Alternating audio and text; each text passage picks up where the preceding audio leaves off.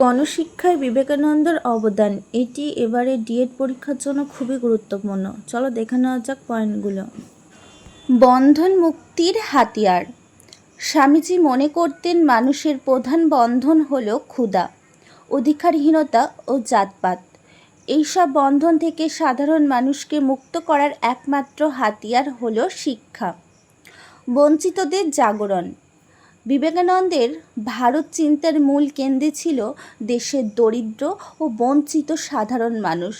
শিক্ষার মাধ্যমে এই অবহেলিত জনসমাজকে জাগ্রত করে জাতীয় পুনর্জাগরণ ঘটানোই ছিল তার লক্ষ্য। বাস্তব ও জীবন উপযোগী শিক্ষা। দরিদ্র মানুষকে শুধু ধর্ম উপদেশ দেওয়া নিরর্থক, তাই তিনি এমন শিক্ষার কথা বলেছিলেন যা মানুষের অন্ন ও দৈনন্দিন জীবনযাপনের সংস্থা করে এবং আত্মপ্রত্যয় বাড়ায়।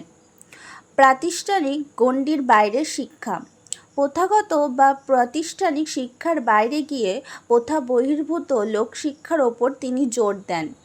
গ্রামের সাধারণ মানুষদের কাছে গিয়ে তাদের বোঝানো যে শিক্ষা সবার সমান অধিকার রয়েছে।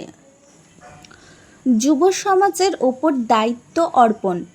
গণশিক্ষা আন্দোলনকে সফল করতে স্বামীজি দেশের যুব সমাজকে এগিয়ে আসার আহ্বান জানান।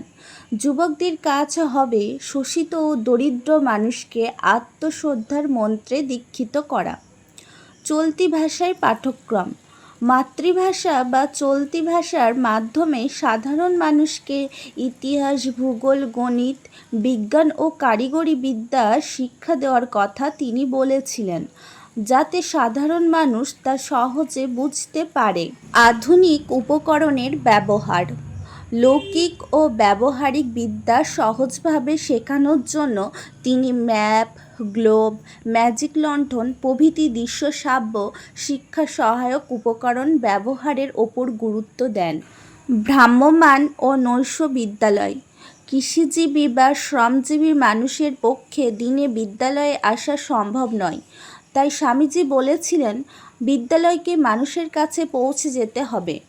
দিনের কাজের শেষে অবসর সময়ে নৈশ বিদ্যালয়ের মাধ্যমে তাদের শিক্ষার ব্যবস্থা করার কথা তিনি বলেন। উপসংহার।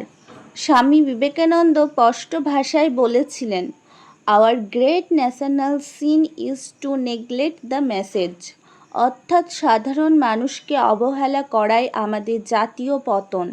তার মতে নিম্নবর্গের মানুষকে শিক্ষিত করে তোলাই সমাজে সাম্য আনার একমাত্র পথ।